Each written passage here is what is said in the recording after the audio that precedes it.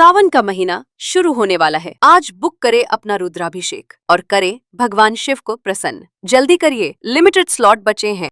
नमस्कार सभी हमारे एस्ट्रो टीवी इंडिया के व्यूअर्स का बहुत बहुत स्वागत करता हूं और आज आपको जानकारी दूंगा कि जुलाई का महीना 2025 आपके लिए कैसा रहेगा। सबसे पहले मेष राशि के बारे में बात करूंगा और आपके लिए बड़ा अच्छा अपडेट ये है, बड़ी अच्छी खुशखबरी है कि आपके पैसे के घर में स्वराशि राशि के शुक्र विराजमान होकर के रहेंगे 26 तारीख की सुबह 9 बजे तक। यानी कि पहले 25 दिन जुलाई के महीने के आपके लिए आपकी राशि के लिए काफ़ी अनुकूल रहेंगे in terms of finance and your marriage life. ये तो आपके लिए अच्छा साइन है। इसके अलावा और भी तो ग्रह हैं, उनका क्या प्लैनेटरी पोजीशन आपकी कुंडली में रहेगा वो आपको बताएंगे, डिस्कशन करेंगे काफ़ी डिटेल में। अगर आप हमारे यूट्यूब चैनल पर नए हैं तो चैनल को सब्सक्राइब करें, फॉलो करें, बेल आइकन के बटन को दबाएं ताकि तुरंत सारी इन्फॉर्मेशन आप तक पहुंच सके और आप भी इन वीडियोस के माध्यम से अपने आगे आने वाले कल को संवार पाएँ। तो दोस्तों, मेष राशि में अगर मैं कैरियर की बात करूं तो शनि के पास आ जाता है और शनि बैठा हुआ है 12th हाउस में, जहां 12 नंबर लिखा हुआ है। अब कैरियर को लेके चला गया खर्च के घर में, तो आपका निश्चित तौर पर थोड़ा सा खर्चे तो बढ़ाएगा, पर कहीं ना कहीं आपको लोभी भी बनाएगा, यानी कि लोभ देगा आपको। ज़रूरत होगी तो ही, अदरवाइज़ आप सोचोगे कि जहाँ पर हाथ भींचा जा सके आर्थिक रूप से वहाँ पर थोड़ा कंट्रोल ही कर लिया जाए, ऐसी ग्रह स्थिति यहाँ पर बनेगी। अगर मैं बात करूँ आपसे इस विषय को आगे बढ़ाते हुए तो मैं ये कहूँगा कि जो आपकी राशि है उस राशि पर शनि की 7.5 का इम्पैक्ट चल रहा है और वो फर्स्ट फेज में है, जिस वजह से आपको तनाव चल रहा है, आपका स्ट्रेस लेवल बढ़ा हुआ है।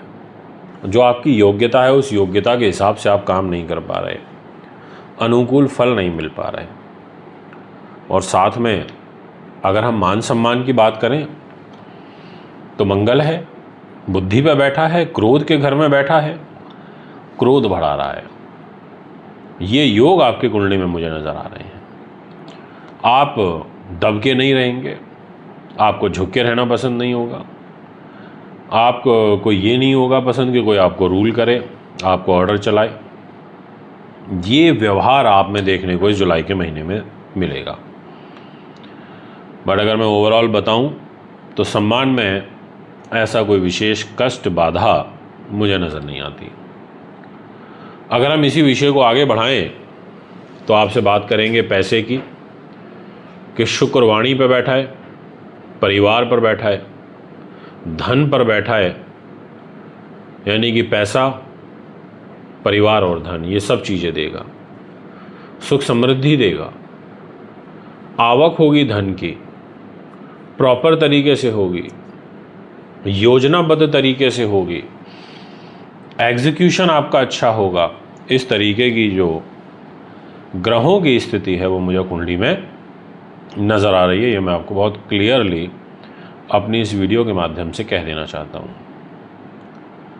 इसके अलावा मैं आपसे ये भी कहूँगा कि आपका हेल्थ वाला जो घर है वो बुध के पास है और बुध कुंडली में कमज़ोर है।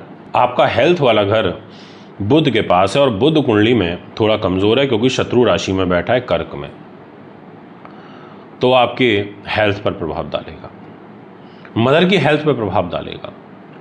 आपको थोड़ा ध्यान रख के चलना होगा। प्रॉपर्टी, ज़मीन, जायदाद खरीदिए, मना नहीं करूँगा, सोच समझ के खरीदिए, प्रॉपर सलाह लेके खरीदिए और जल्दी में डिसीजन मत कीजिएगा, क्योंकि मंगल और केतु आपके 5th हाउस में बैठे हैं। अगर बात करी जाए कॉम्पिटिटिव एग्ज़ाम्स के दृष्टिकोण से तो ग्रह स्थिति आपको सपोर्ट कर रही है। आप तैयारी करिए, ग्रह आपके साथ हैं, आपको अपना आशीर्वाद पूर्णतः प्रदान कर रहे हैं, ऐसा आपकी कुंडली कहती है। देवगुरु बृहस्पति का प्रभाव आपके 3rd हाउस में होने से पहले 15 दिनों तक तो सूर्य भी रहेंगे गुरु के साथ, जहाँ 3 नंबर लिखा है। अदम्य साहस रहेगा, कॉन्फिडेंस भरपूर रहेगा, अपनी बात को बहुत अच्छे तरीके से रखोगे और छोटे जो लोग हैं आपसे आयु में उनसे सहयोग भी प्राप्त होगा। यदि दाम्पत्य जीवन की बात करी जाए जो कि बहुत महत्व रखता है हमारे जीवन में, तो उसका दायित्व शुक्र के पास आ जाता है। शुक्र ने कहा कि मैं मैरिज का लॉर्ड हूँ और मैं जाके परिवार के घर में बैठ गया।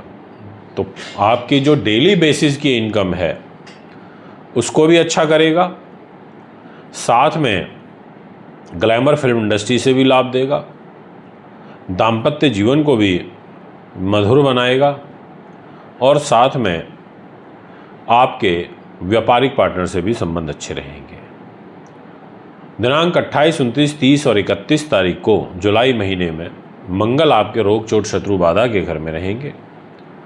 आपको कष्ट हो सकता है, दुश्मन हावी होने की कोशिश कर सकते हैं, उनसे अलर्ट और सावधान होकर के काम करना पड़ेगा, ऐसा आपकी कुंडली कहती है, ऐसा आपकी ग्रहों की चाल कहती है।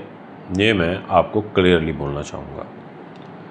दोस्तों, कोई गुप्त षड्यंत्र आपके साथ रचा जा सकता है, इसलिए थोड़ा लास्ट के 4 दिनों में सावधान रहें। शनि महाराज आपके खर्च के घर में वक्री हो जाएंगे दिनांक 13 जुलाई से। तो यहाँ पर खर्चों में वृद्धि 13 तारीख के बाद अकस्मात आपकी बढ़ सकती है।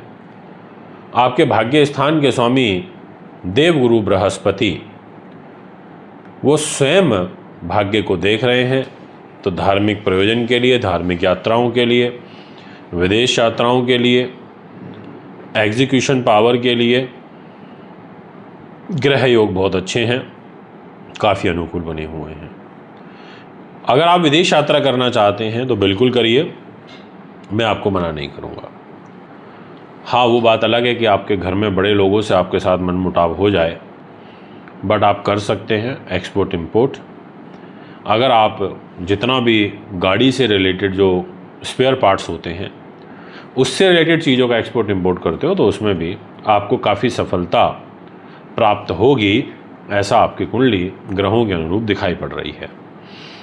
तो अगर मैं ओवरऑल ओवरव्यू दूं, पैसे के लिए ठीक है, मैरिज लाइफ के लिए भी, व्यापारिक पार्टनर के साथ बैठ के कोई हिसाब किताब करने के दृष्टिकोण से, डेली बेसिस की इनकम के लिए और जितने भी कंसल्टेंट हैं जो सिर्फ अपनी वाणी से पैसा बनाते हैं उन लोगों के लिए ये महीना बहुत अच्छा रहेगा। अकस्मात शेयर बाज़ार से लाभ भी हो सकता है और टेक्निकल एजुकेशन वालों को भी सफलता मिलेगी। खर्चे थोड़े ज़रूर बढ़ेंगे 13 तारीख के बाद। प्रॉपर्टी से रिलेटेड लेन देन सोच समझ के करें। ये एक ओवरऑल ओवरव्यू है जो मैंने आपको दिया। सावन का महीना 11 जुलाई से शुरू हो रहा है। आप रुद्राभिषेक कराने के लिए हमें संपर्क कर सकते हैं, बहुत अच्छा रहता है, भोले बाबा की विशेष कृपा रहती है इस महीने में। अगर आपकी कुंडली में ग्रहों के रूप में कोई दोष चल रहे हैं, आप उसके लिए अभिषेक करा सकते हैं और जनरली भी करा सकते हैं। सब कुछ तो भगवान शिव के ही अधीन है। हमारे यहाँ सामूहिक रुद्राभिषेक नहीं होते, इंडिविजुअली होता है, पर सबके लिए अलग अलग। तो यानी कि आप देरी ना करें, दिए गए नंबरों पर तुरंत संपर्क करें। दोस्तों, इस सावन के महीने में रुद्राक्ष धारण करना भी अच्छा होता है, उसके लिए भी आप में संपर्क कर सकते हैं, कुंडली बनवाने दिखाने के लिए भी। अभी आपसे इजाज़त चाहता हूँ। नमस्कार, धन्यवाद।